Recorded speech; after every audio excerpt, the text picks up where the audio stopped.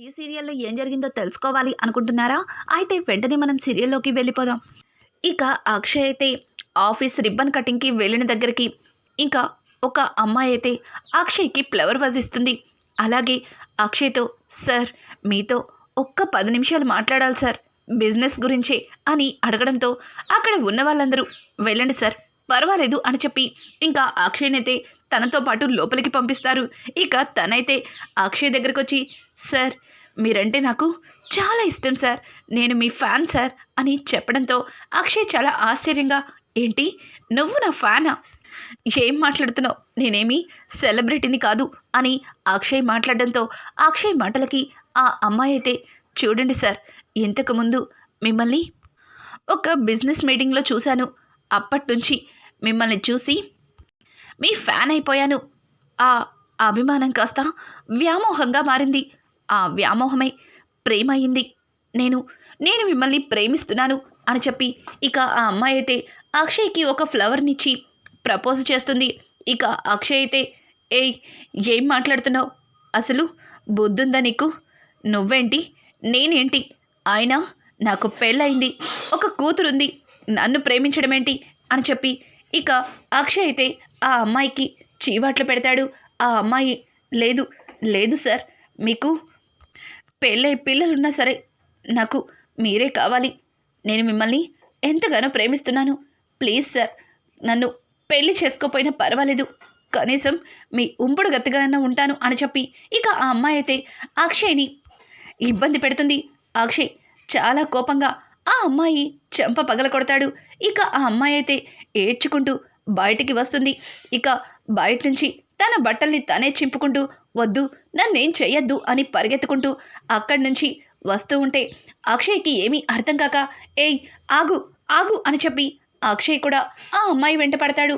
ఇక అక్కడ ఉన్న వాళ్ళందరూ కూడా ఆ అమ్మాయిని చూసి ఏమైంది ఎందుకలా ఏడుస్తున్నావు అని అంటూ ఉంటే ఇక ఆ అమ్మాయి సార్ సార్ ఈయన ప్రవర్తన అస్సలు బాగాలేదు సార్ బిజినెస్ డీల్ కోసం మాట్లాడడానికి లోపలికి తీసుకెళ్ళినా నన్ను తప్పుగా మాట్లాడుతున్నాడు పైగా తన ఆఫీస్లో నాకు అవకాశం ఇస్తా అంటున్నాడు తనకి ఉంపడగత్తెగా ఉండమని తప్పుగా మాట్లాడుతున్నాడు చూడండి సార్ నా బట్టలు కూడా ఎట్లా చింపేశాడు అని చెప్పి ఇక ఆ అమ్మాయి అయితే అక్షయ్ గురించి అందరి ముందు తప్పుగా చెప్తుంది.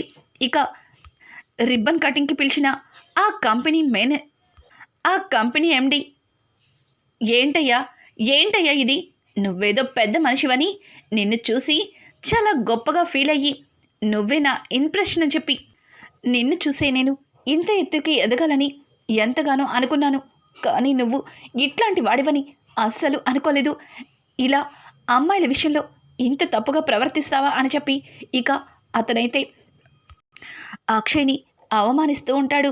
అలాగే అక్షయ్ని ఇష్టం వచ్చినట్టు మాట్లాడతాడు. ఇక ఆ అమ్మాయి అయితే ఏడుస్తూ అక్షయ్ వైపు దొంగ చూపులు చూస్తుంది.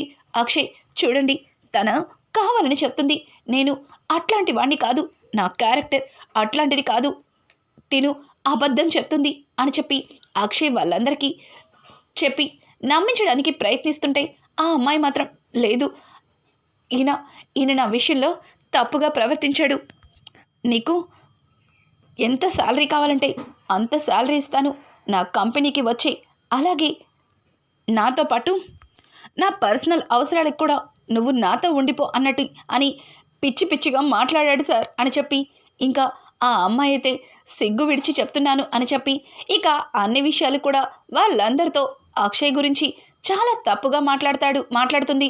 ఇంకా పక్కన ఉన్నవాళ్ళు నీలాంటి వాడిని ఈరోజు ఈ కంపెనీకి చీఫ్ గెస్ట్గా పిలవడం చాలా పెద్ద తప్పైంది నేను చాలా పెద్ద తప్పు చేశాను నువ్వేదో పెద్ద మనిషివని పెద్ద బిజినెస్ మ్యాన్వని ఏదేదో అనుకున్నావు కానీ నీవన్నీ ఇంత చీప్గా ఉంటాయని అస్సలు ఆలోచించలేదని ఇక అతనైతే అక్షయ్ గురించి నోటికి వచ్చినట్టు వాగుతూ ఉంటే ఇంకా అవని అయితే ఆపండి అని గట్టిగా అరుస్తుంది.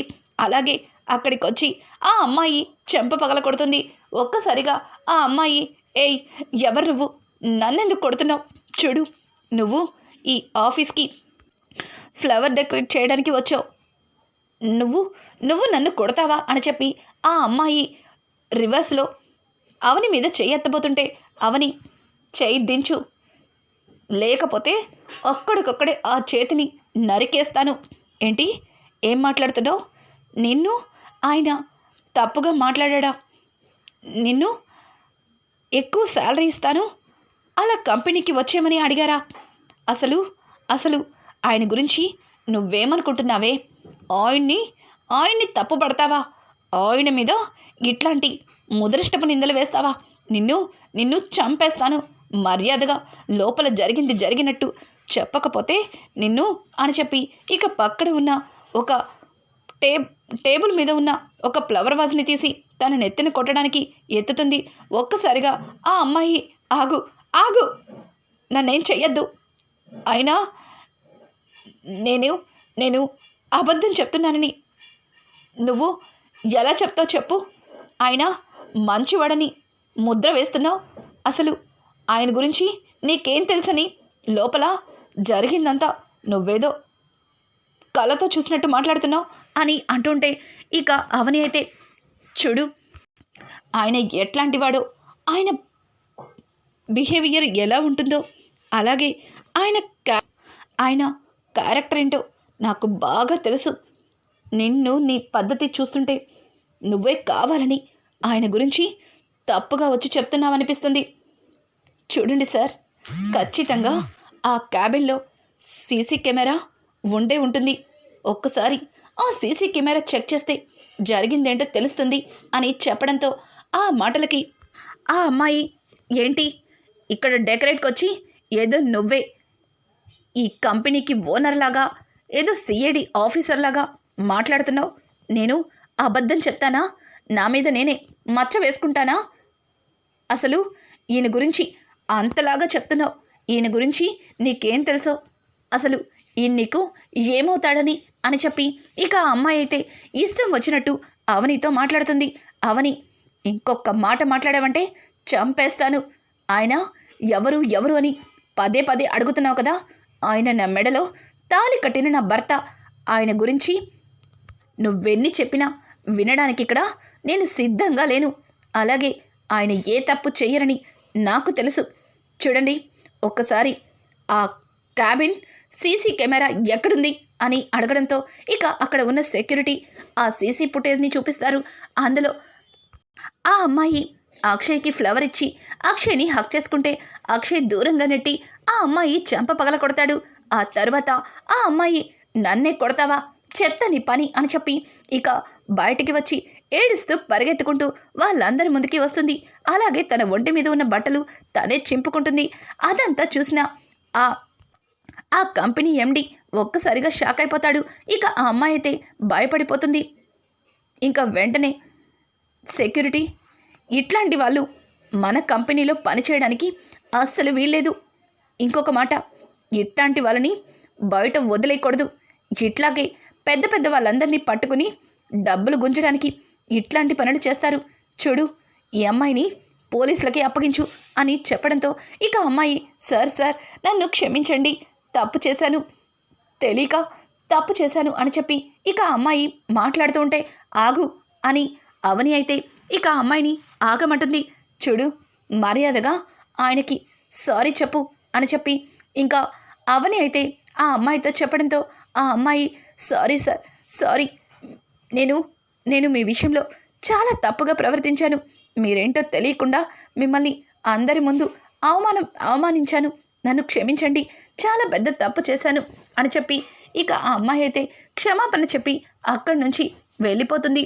ఇక జరిగిన దానికి అక్షయ్కి ఆ కంపెనీ వాళ్ళు క్షమాపణ అయితే చెప్తారు. ఇంకా అవని కూడా అక్కడి నుంచి వెళ్ళిపోతుంది. అలా అవని వెళ్తూ ఉంటే అక్షయ్ అవని కోసం అదంతా చూసేసరికి అక్కడ అవని కనిపించదు. ఇంకా అక్షయ్ వెంటనే తన కార్ తీసుకుని వెళ్తూ ఉండగా అవని దారిలో కనిపిస్తుంది. ఆగవని అని చెప్పి అవనిని పిలవడంతో ఇంకా అవని, ఏంటండి అని అడగడంతో దానికి అక్షయ్, అవని, నేను ఏ తప్పు చేయలేదని నువ్వు ఎలా కనిపెట్టగలిగావు? అసలు నువ్వు క్యాబిన్లో ఏం జరిగిందో కూడా తెలీదు, కానీ నేనే తప్పు చేయలేదని అందరి ముందు ఎట్లా చెప్పగలిగావు? అసలు నీకెలా తెలుసు అని అడగడంతో ఆ మాటలకి అవని, చూడండి, నా భర్త ఎట్లాంటివాడో నాకు తెలుసు. నా భర్త గురించి ఒకరు చెప్పనక్కర్లేదు. నాకు మీ మీద నమ్మకం ఉంది. మీరు అట్లాంటి తప్పులు చెయ్యరని నేను మిమ్మల్ని నమ్ముతున్నాను. కాబట్టి అందరి ముందు మీరే తప్పు చెయ్యరని ఆ అమ్మాయిని కొట్టాను. చూడండి, జరిగిందేదో జరిగిపోయింది. అదే ఆలోచించి బాధపడకండి. ఇక బయలుదేరండి అని చెప్పి ఇక అవని అయితే అక్కడి నుంచి వెళ్ళిపోతుంది. అవని అలా వెళ్ళిపోవడంతో అక్షయ్ మరింత కుంగిపోతాడు. ఎందుకంటే అవని అక్షయ్ని ఎంతగా నమ్ముతుందో, ఎంతగా ప్రేమిస్తుందో అర్థం చేసుకున్న అక్షయ్కి తను చేస్తుంది తప్పని తన మనసుని ఇంకా బాధ పెడుతుంది. ఇక ఇది ఇలా ఉండగా పల్లవి అయితే ఇంకా ఆ అమ్మాయి కోసం వెయిట్ చేస్తుంటుంది. ఇంతలో ఆ అమ్మాయి పల్లవి దగ్గరకు వచ్చి తల కిందకి దించుకుంటుంది. పల్లవి అయితే ఆ అమ్మాయిని చూసి, ఏంటి, ఏం చెప్పట్లేదు? నీకోసమే ఎదురు చూస్తున్నాను. అయినా అక్కడ అనుకున్నది అనుకున్నట్టు జరిగిన తర్వాత నాకు ఫోన్ చేసి చెప్పాలని నీకు తెలీదా అని అంటుంటే ఇక ఆ అమ్మాయి, సారీ మేడం, నేను మీరు చెప్పినట్టే చేశాను. కానీ అక్కడ ఫ్లవర్ డెకరేట్ కోసం ఒక అమ్మాయి వచ్చింది. ఆవిడ అంత నాశనం చేసింది అని అంటుంటే, ఏంటి, ఫ్లవర్ డెకరేట్ కోసం వచ్చిన అమ్మాయి అంత నాశనం చేసిందా? ఏమైంది అని అడగడంతో ఇక అమ్మాయి అయితే జరిగిందంతా కూడా పల్లవికి చెప్తుంది. పల్లవి చాలా కోపంగా ఆ అమ్మాయి చెంప పగలగొడుతుంది. ఏంటి మేడం, నేనేదో తప్పు చేసినట్టు మీరు నన్ను కొడతారేంటి? అక్కడ ఆవిడ కొట్టింది, ఇక్కడ మీరు కొడుతున్నారు. ఏదో డబ్బు అవసరం కాబట్టి మీరు చెప్పమన్నట్టల్లా చేశాను. కానీ అక్కడ ఆవిడ ఆయన భార్యట ఇష్టం వచ్చినట్టు గొడవ చేసింది. పైగా నేనే తప్పు చేశానని అందరి ముందు రుజువు చేసింది. నాకు ఇప్పుడు ఉద్యోగం పోయింది. అలాగే మరొక దగ్గర ఉద్యోగం కూడా దొరికే అవకాశం లేదు. ఇదంతా మీరిచ్చే డబ్బు వల్ల ఆశపడి చేసిన పని. ఈ డబ్బు కోసం నాకు ఇక ఉద్యోగమే లేకుండా చేసుకున్నాను చా అని అనుకుంటూ ఆ అమ్మాయి అయితే పల్లవిని విసుక్కుని అక్కడి నుంచి వెళ్ళిపోతుంది. పల్లవి అయితే, అవని, నువ్వు అడుగడుగున నాకు అడ్డం పడుతూనే ఉన్నావు. నిన్ను ఏదో ఒకటి చేసి శాశ్వతంగా ఆ ఇంట్లోకి రాకుండా చెయ్యాలి. అమ్మమ్మ చెప్పినట్టు శ్రేయాని నా వైపు తిప్పుకోవాలని ప్రయత్నిస్తున్నాను. శ్రేయ వైపు నుంచి నరుక్కు రావాలి అని చెప్పి ఇక పల్లవి అయితే ఇంటికి బయలుదేరుతుంది. ఇంకా ఇంట్లో అయితే అక్షయ్ హాల్లో సోఫాలో కూర్చుని ఆలోచిస్తూ ఉంటాడు. ఇంతలో పార్వతి, అక్షయ్, ఈరోజు ఆఫీస్ ఓపెనింగ్కి వెళ్ళానన్నావు. వెళ్ళిన దగ్గర నుంచి ఏంటి చాలా డల్గా కనిపిస్తున్నావు అని అంటూ ఉంటే ఆ మాటలకి అక్షయ్ అస్సలు ఉలుకు పలుకు లేకుండా మౌనంగా ఆలోచిస్తుంటాడు. ఇంతలో రాజేంద్ర, రే అక్షయ్, ఏమైందిరా? మీ అమ్మనితో మాట్లాడుతుంటే నువ్వు ఒక్క మాట కూడా మాట్లాడవేంటి అని పిలవడంతో అక్షయ్ ఒక్కసారిగా ఉలిక్కి పడ్డట్టుగా, ఆ అమ్మా, చెప్పమ్మా, నాతో ఏమన్నా మాట్లాడాలా అని అంటుంటే, అదేంటి అక్షయ్, మీ అమ్మ ఇందాకటి నుంచి నిన్ను పిలుస్తున్నా ఉలుకు పలుకు లేకుండా ఏదో ఆలోచిస్తున్నావు. ఉదయం ఆఫీస్ ఓపెనింగ్కి వెళ్ళావు.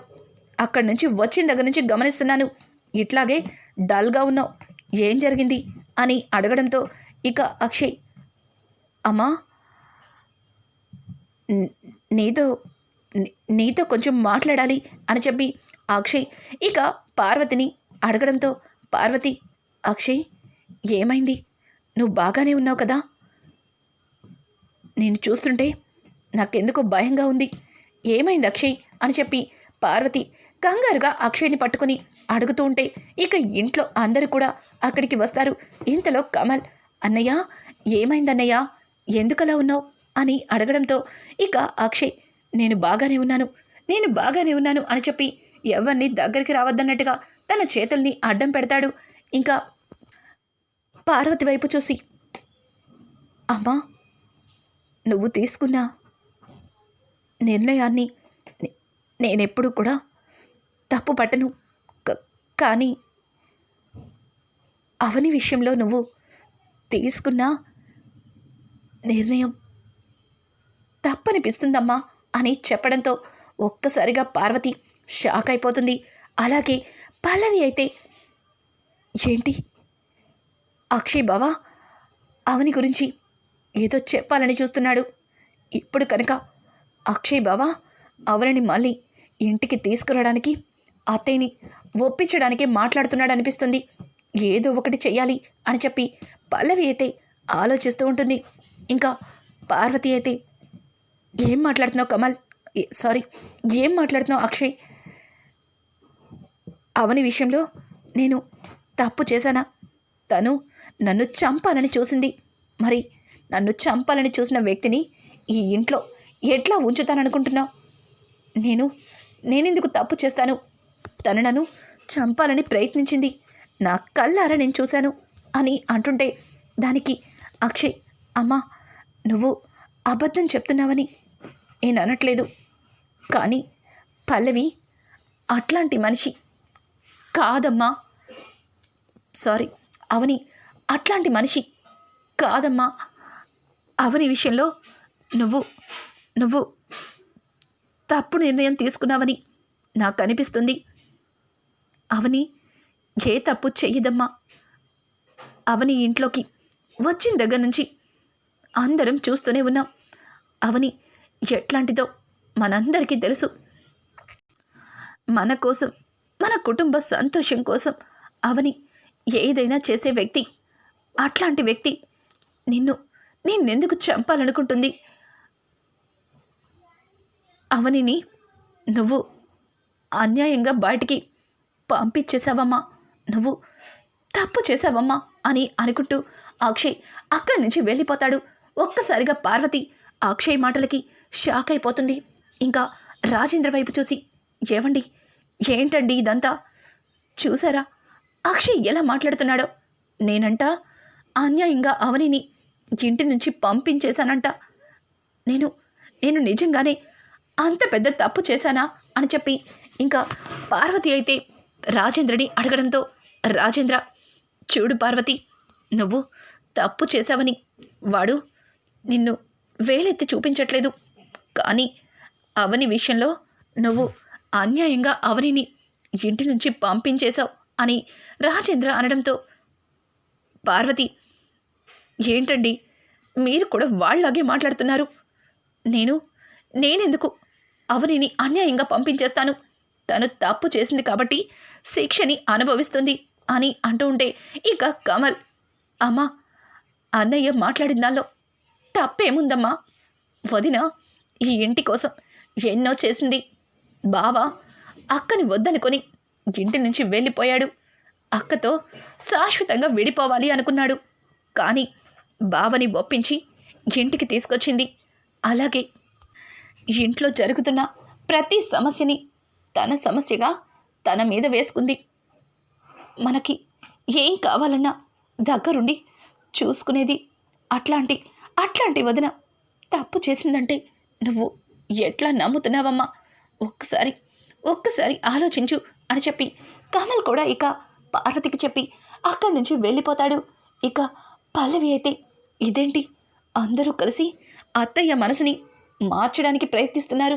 ఇప్పుడివిడ నిజంగానే మారిపోయి తానే తప్పు చేశాననుకుంటుందా? లేదు, అట్లా జరగడానికి వీల్లేదు, ఏదో ఒకటి చెయ్యాలి అని చెప్పి ఇంకా పల్లవి అయితే అనుకోకుండా కళ్ళు తిరిగి పడిపోయినట్టు నటిస్తుంది. పల్లవి అలా పడిపోవడం చూసిన పార్వతి అయితే, పల్లవి ఏమైంది అని చెప్పి ఇక పల్లవిని పైకి లేపి చిన్నగా కుర్చీలో కూర్చోబెడుతుంది. తర్వాత అక్కడ కొంచెం వాటర్ తీసుకొని పల్లవి మొహం మీద కొడుతుంది. పల్లవి ఏమైంది పల్లవి అని అడగడంతో, అది అత్తయ్య ఈ విషయాన్ని మీతో ఎట్లా చెప్పాలో నాకు అస్సలు అర్థం కావట్లేదు అని అంటూ ఉంటే ఇక ఒక్కసారిగా పార్వతి, ఏమైంది పల్లవి, దేని గురించి చెప్తున్నావు అని అంటుంటే, అది అత్తయ్య ఈరోజు బావగారు ఒక ఓపెనింగ్కి వెళ్ళారు, అక్కడ జరిగింది చెప్తే మీరు ఏమంటారు అని భయంగా ఉంది అని అంటూ ఉంటే, పర్వాలేదు చెప్పు పల్లవి అని అడగడంతో ఇంకా పల్లవి అయితే తనే కావాలని డబ్బిచ్చి ఒక అమ్మాయిని అక్షయ్తో తప్పుగా ప్రవర్తించమని, తరువాత ఆ అమ్మాయిని అక్షయ్ ముందు కొట్టి ఆయన ఏ తప్పు చెయ్యలేదని అందరి ముందు రుజువు చేసినట్టు, అంటే తనే డబ్బిచ్చి కావాలని నలుగురిలో అక్షయ్ పరువుని తీసేసింది. ఆ తరువాత అవని వచ్చి ఆయన మంచివాడని అందరి ముందు రుజువు చేసింది. అంటే బావగారి దృష్టిలో తను బావగారిని అంతగా నమ్ముతుందని బావగారు తనని నమ్మేలా చేసుకుంది. పైగా మీ మీద నాకు ఎంత నమ్మకం ఉంది కానీ నా మీద మీకు ఎట్లాంటి నమ్మకం లేదని బావగారిని రెచ్చగొట్టింది. అందుకే బావగారు ఈరోజు మీతో ఇట్లా మాట్లాడుతున్నారు అని అంటూ ఉంటే ఒక్కసారిగా పార్వతి, చెంటి, అవని అట్లాంటి పని చేసిందా? పోనీలని వదిలేస్తుంటే రోజు రోజుకి తను చేస్తున్న పనులు మితిమీరిపోతున్నాయి. ఇంకా లాభం లేదు. అవనికి త్వరలోనే విడాకులు ఇచ్చేయాలి అని చెప్పి పార్వతి అనుకుంటూ అక్కడి నుంచి లోపలికి వెళ్ళిపోతుంది. ఇక పల్లవి అయితే ఒక రకంగా నవ్వుకుంటూ, అత్తయ్యా, నువ్వింత పిచ్చిదానివని అస్సలు అనుకోలేదు. నేను చెప్పే ప్రతి విషయాన్ని నమ్ముతున్నావు. చాలు నాకిక ఆ శ్రేయని నా వైపు ఎలా తిప్పుకోవాలో దాని గురించి ఆలోచించాలి అని చెప్పి పల్లవి అయితే ఇక శ్రేయ దగ్గరికి వెళ్తుంది. శ్రేయ అని పిలవడంతో, చెప్పు పల్లవి, ఏం కావాలి అని అడుగుతూ ఉంటే, అది శ్రేయ నీతో మాట్లాడాలని లోపలికి రావచ్చా అని అడగడంతో, అదేంటి పల్లవి అట్లా మాట్లాడుతున్నావు, లోపలికి రావచ్చు అని చెప్పి ఇక శ్రేయ అయితే పల్లవిని లోపలికి పిలుస్తుంది. పల్లవి అయితే, శ్రేయ నాకు చాలా బాధగా ఉంది అని చెప్పి శ్రేయని హక్ చేసుకుని బాధపడుతుంటే శ్రేయకి ఏమీ అర్థం కాదు. ఏమైంది పల్లవి, ఎందుకు అంతలా బాధపడుతున్నావు అని అడగడంతో, ఈరోజు అక్షయ్ బావగారి మాటలు విన్నాక నాకు చాలా బాధ అనిపిస్తుంది. అవని అక్క ఏ తప్పు చెయ్యలేదని పదే నా మనసు చెప్తుంది. ఆ విషయం గురించి అత్తయ్యతో మాట్లాడాలంటే భయంగా ఉంది. అసలు అవని అక్క విషయంలో అత్తయ్య గారు ఎందుకు ఇంత స్ట్రిక్ట్గా ఉన్నారో నాకు అర్థం కావట్లేదు. ఏదో ఒకటి చేసి అవని అక్కని తిరిగి మళ్ళీ ఇంటికి తీసుకురావాలి అని అంటూ ఉంటే ఇక శ్రేయ అయితే పల్లవి వైపు అమాయకంగా చూస్తుంది. ఏంటిది, నన్ను నమ్మిందా నమ్మలేదా అన్నట్టుగా. ఏంటి శ్రేయ, నువ్వేం మాట్లాడట్లేదు, అవని అక్క ఇంటికి రావడం నీకు ఇష్టమే కదా అని అడగడంతో, అవును నాకిష్టమే, కానీ అత్తయ్యని ఎట్లా ఒప్పిస్తాం అని అడగడంతో దానికి పల్లవి అయితే ఏదో ఒకటి చేసి అవని అక్కని ఇంటికి తీసుకురావాలి, బావగారిని అక్కని ఒక్కటి చేయాలి, అలా చేయాలంటే నువ్వు ఒక పని చేయాలి అని చెప్పి ఇక పల్లవి అయితే శ్రేయకి ఏదో చెప్తుంది. శ్రేయ, పల్లవి, నేను అలా చేస్తే అత్తయ్యకి నా మీద కోపం రాదా అని అడగడంతో, చూడు శ్రేయ, అత్తయ్య అమ్మలాగా మనల్ని అర్థం చేసుకుంటుంది. అవని యొక్క విషయంలో అత్తయ్య పొరపాటు పడుతుందని ఆవిడ తెలుసుకోవాలంటే మనం ఈ పని చేయాల్సిందే. మనం అవని అక్కని తిరిగి ఇంటికి తీసుకురావాలంటే తప్పదు అని చెప్పి ఇక పల్లవి అయితే శ్రేయకి ఏదో చెప్తుంది.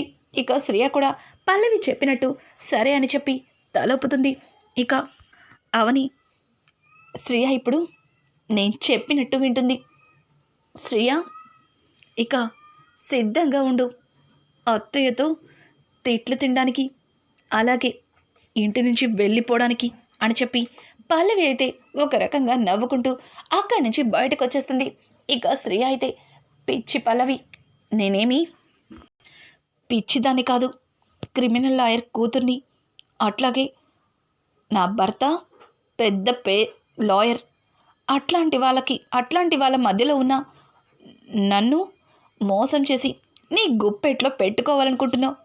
నేను నువ్వు అనుకున్నట్టుగా నీ మాయ మాటల్లో పడిపోలేదు, పడినట్టు నటించాను.